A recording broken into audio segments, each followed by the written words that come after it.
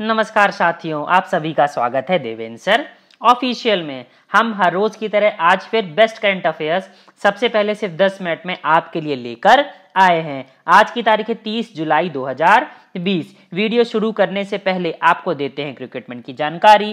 राष्ट्रीय फैशन प्रौद्योगिकी संस्थान it means national institute of fashion technology के द्वारा कुछ पद यहां पर जारी किए गए हैं श्रीनगर कैंपस के लिए। आप यहाँ पे देख सकते हैं काफी सारे पद हैं, जो टोटल नंबर्स हैं वो 18 के आसपास यहाँ पर बैठते हैं। तो अगर आप एलिजिबल हैं तो आप फॉर्म जरूर भरिएगा।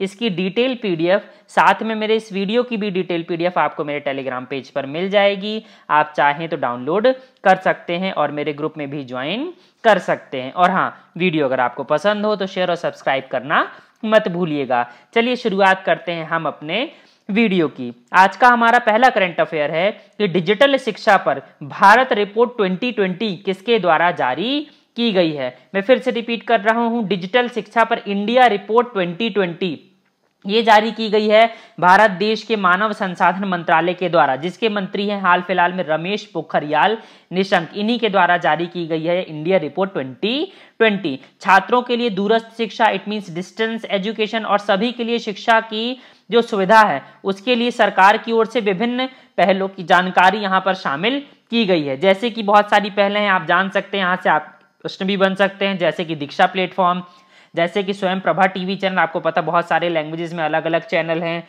जैसे कि online mock courses, on air Shikshavani, दिव्यांगों के लिए NIOS के द्वारा विकसित आप देख सकते हैं ई पाठशाला। बहुत सारे ऐसे प्रयास हैं MHRD मिनिस्ट्री के द्वारा यहाँ पर किए जाते हैं। आप देख सकते हैं इंडिया रिपोर्ट डिजिटल एजुकेशन। अगला प्रश्न देखिए, शिक्षा से ही संबंधित है। एक नवाचार प्रतियोगिता डेयर टू ड्रीम 2.0 की शुरुआत किसके द्वारा की गई है? तो DRDO के द्वारा यहां पर की गई है डेयर टू ड्रीम 2.0 की शुरुआत। भारत देश के आपको पता बहुत फेमस पूर्व राष्ट्रपति और प्रसिद्ध वैज्ञानिक थे डॉक्टर APJ अब्दुल कलाम। इन्हीं की 5वीं पुण्यतिथि के अवसर पर इस प्रतियोगिता का शुभारंभ किया गया था। आपको पता है मिसाइल मैन के नाम से जाने जाते थे, बच्चों के बहुत प्यारे थे डॉक्टर APJ अब्दुल कलाम। आखिर में हुआ क्या है, देश के इनोवेटर्स और स्टार्टअप्स को बढ़ावा देने के लिए एक खुली स्पर्धा के रूप में इस डेयर टू ड्रीम 2.0 की शुरुआत यहां पर की गई है। पुरस्कार स्वरूप यहां पर 10 लाख रुपए और इंडिविजुअल कैटेगरी में 5 लाख रुपए तक यहां पर दिए जाएंगे। आपको पता है DRDO का भारत देश के डिफेंस सेक्टर में बहुत बहुमूल्य योगदान है, जिसके हाल फिलहाल में अध्यक्ष हैं G सतीश रेड्डी। और इसका जो मोटो है वो है बलस्य मूलम विज्ञानम। तो अति महत्वपूर्ण हो जाता है। आप देख सकते हैं रिमेम्बरिंग डॉक्टर कलाम, कौन सी भाई 5वीं पुण्यतिथि पर यहां पर क्या किया गया है, डेयर टू ड्रीम प्रतियोगिता का शुभारंभ। नेक्स्ट देखिए, नेक्स्ट प्रश्न की तरफ चलते हैं। बहुत ही जल्दी नतीजे देने वाली 3 कोविड-19 प्रशिक्षण सुविधाओं का शुभारंभ किस किस स्थान पर किया गया है? यह भी पूछा जा सकता है किसके द्वारा किया गया है। तो प्रधानमंत्री नरेंद्र मोदी द्वारा किया गया है। ICMR की जो राष्ट्रीय कैंसर रोकथाम और अनुसंधान संस्थान है नोएडा, और राष्ट्रीय प्रजनन स्वास्थ्य अनुसंधान संस्थान मुंबई, और राष्ट्रीय कॉलरा और आंत्र रोग संस्थान है कोलकाता। 3 जगहों पर यहाँ पर कोविड-19 प्रशिक्षण सुविधाओं की बात यहाँ पर की गई है। आप देखिए सिर्फ 3 ही लेबोरेटरीज से, आप सिर्फ नाम बस याद रख लीजिए, ICMR की नोएडा ब्रांच, मुंबई ब्रांच और कोलकाता ब्रांच। सिर्फ इन 3 लैबोरेटरीज से प्रतिदिन प्रशिक्षण की क्षमता में लगभग 10,000 टेस्ट की यहाँ पर क्या है बढ़ोतरी हो जाने वाली है। तो अति महत्वपूर्ण हो जाता है।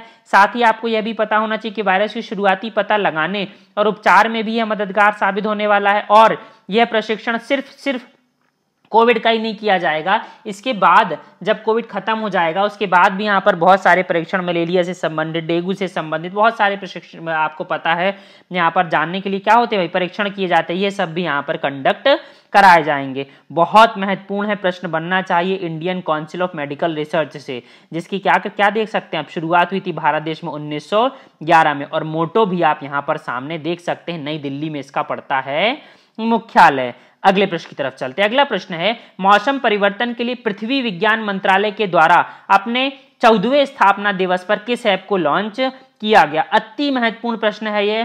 तो पृथ्वी विज्ञान मंत्रालय, जिसके मंत्री हैं डॉक्टर हर्षवर्धन, यही है केंद्रीय स्वास्थ्य और परिवार कल्याण मंत्री भी, और इन्हें ही WHO के कार्यकारी बोर्ड का अध्यक्ष भी नियुक्त हाल फिलहाल में किया गया है। मैं प्रश्न पर लौटता हूं। मौसम पूर्वानुमान के लिए पृथ्वी विज्ञान मंत्रालय के द्वारा ऐप लॉन्च किया गया, जिसका नाम है मौसम मोबाइल ऐप।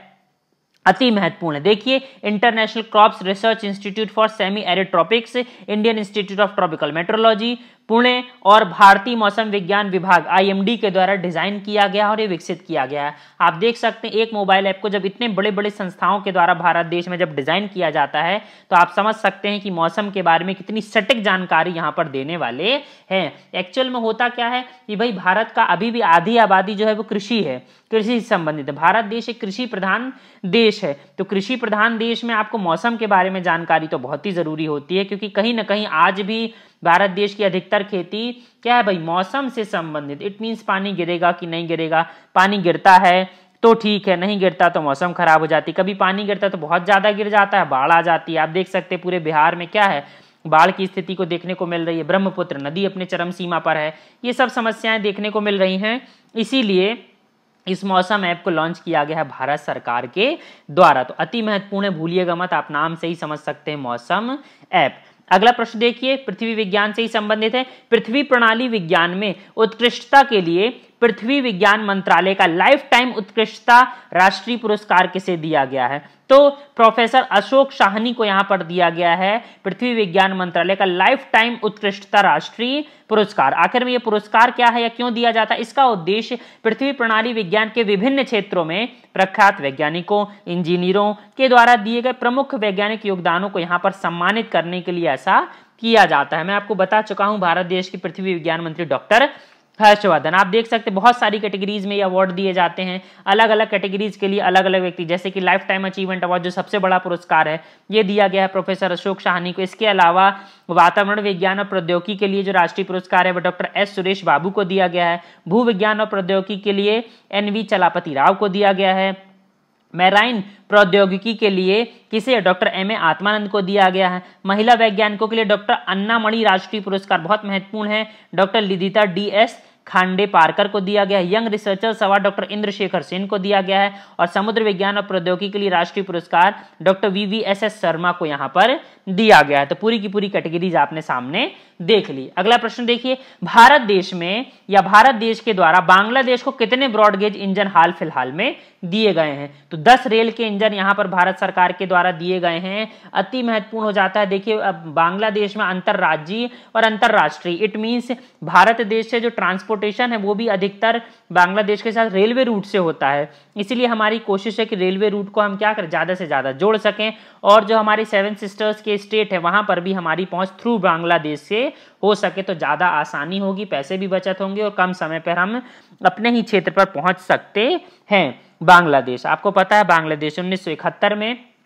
पूर्वी पाकिस्तान से बदलकर या आजाद होकर बांग्लादेश बना था। हाल फिलहाल में यहाँ की जो प्रधानमंत्री हैं वो शेख हसीना है, जो राजधानी है वो ढाका है और मुद्रा यहाँ की टका उपयोग की जाती। आप रेल इंजन को देख सकते हैं। आपको याद होगा भारत देश के द्वारा कुछ दिन पहले ही 12,000 हॉर्स पावर के यहाँ पर इंजन का भी निर्माण किया गया था और डबल स्टैक कंटेनर ट्रेन भी चलाई गई थी पालनपुर से बागौट रेलवे स्टेशन तक गुजरात के पास में। पहली बार पूरी की पूरी विश्व में ऐसा वर्ल्ड रिकॉर्ड बनाया गया था डबल स्टैक कंटेनर चलाने वाला। अगला प्रश्न देखिए, 2019-20 के सीजन में Premier League's Golden Boot football award से किसे नवाजा गया है? तो जेमी वर्डी फुटबॉल खिलाड़ी हैं, लिचेस्टर सिटी के स्ट्राइकर, उन्हें दिया गया है इस सीजन 2019-20 के प्रीमियर लीग्स गोल्डन बूट क्या है फुटबॉल अवार्ड। 23 गोल इन्होंने किए हैं, बहुत फेमस स्ट्राइकर के इन्होंने पीछे कर दिया। महत्वपूर्ण क्यों हो जाते हैं? यह पुरस्कार पाने वाले पहले लिचेस्टर सिटी के खिलाड़ी बन गए और पिछले 20 वर्षों में हैरी केन के बाद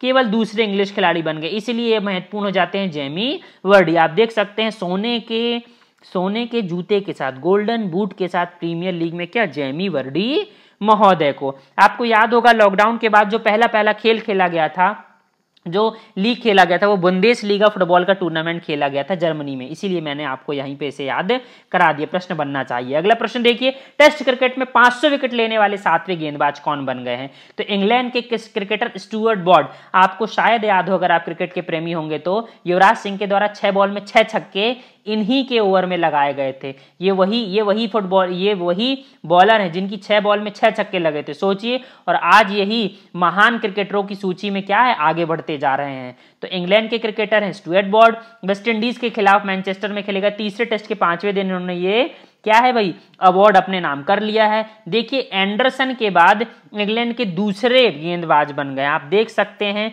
छोटी छोटी असफलताओं से घबराने से कुछ नहीं होता, आपको लक्ष्य पाना पड़ता है। सबसे ज्यादा विकेट लेने वाली शख्सियत है मुथैया मुरलीधरन 800 विकेट के साथ में। स्टुअर्ट ब्रॉड की फोटो देख सकते हैं। अगला प्रश्न देखिए, लखनऊ के चौक चौराहे का नाम अब किस नाम से जाना जाएगा? तो लालजी टंडन के नाम पर रखा गया लखनऊ के चौक चौराहे का नाम। साथ ही साथ लखनऊ हरदोई रोड का भी नाम अब टंडन मार्ग के नाम से कर दिया गया। भूलिएगा मत, कुछ दिन पहले ही लखनऊ के हजरतगंज चौराहे का नाम अटल चौक रखा गया था। तो हजरतगंज चौक है अटल चौक, चौक चौराहा हो गया टंडन चौराहा, और लखनऊ हरदोई रोड हो गई टंडन रोड। तो भूलिएगा मत, कुछ दिन पहले ही मृत्यु हो गई थी लालजी टंडन की, जो कि मध्य प्रदेश के राज्यपाल थे। उनकी जगह पर आनंदीबेन पटेल को अब राज्यपाल बना दिया गया है। मध्य प्रदेश के रीवा में 750 मेगावाट का अल्ट्रा सोलर प्लांट यहाँ पर शुरुआत किया गया था। मध्य प्रदेश आत्मनिर्भर निधि में या आत्मनिर्भर स्वनिधि योजना में प्रथम स्थान पर रहा था इस साल। अगर आपको वीडियोस पसंद हो तो लाइक करिएगा। धन्यवाद।